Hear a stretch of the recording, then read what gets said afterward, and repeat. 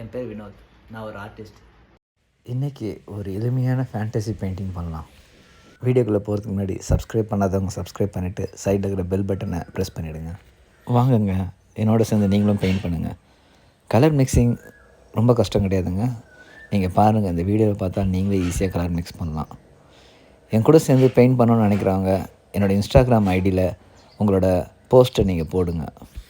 இந்த பெயிண்டிங் நான் என்னென்ன யூஸ் பண்ணணும் அந்த மெட்டீரியல் எல்லாம் டிஸ்கிரிப்ஷனில் பாருங்கள்.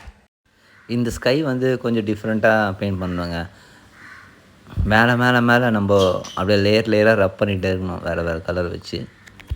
ஸ்கை போர்ஷனுக்கு என்னென்ன கலர் யூஸ் பண்ண போகிறோம் நம்ம ஸ்டார்டிங்லேயே தெரிஞ்சு தான் நான் மிக்ஸ் பண்ணி வச்சிட்டோம். அதனால் ஈஸியாக முடிச்சிட்டோம்.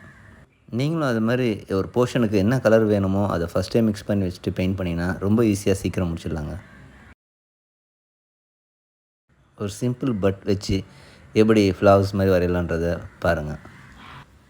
நம்மக்கிட்ட என்ன இருக்கோ அதை யூஸ் பண்ணி நம்ம ஆர்ட் பண்ணலாங்க. இது கூட பாருங்கள், ஒரு தேவையில்லாத கார்ட்போர்டை யூஸ் பண்ணி நம்ம ஒரு ஆர்ட் போர்டாக மாற்றிட்டுருக்கோம். நீங்கள் ஒரு பிகினஸாக உங்கள்கிட்ட என்ன இருக்கோ அதை வச்சு வரையறீங்க. கேம்லின், ஃபைபர் காஸ்ட்லலாம் எல்லா டைப் ப்ரெஷஸும் பெயிண்ட்டும் இருக்குங்க சீப்பாக. அதை வச்சு வரைய ஆரம்பிங்க. நீங்கள் என்ன வரைகிறீங்களோ அதாங்க ஆர்ட்டு. அவ்வளோதான், முடிஞ்சிச்சு. நீங்களும் ட்ரை பண்ணுங்கள். Thank you for watching. Like, subscribe, comment பண்ணுங்க.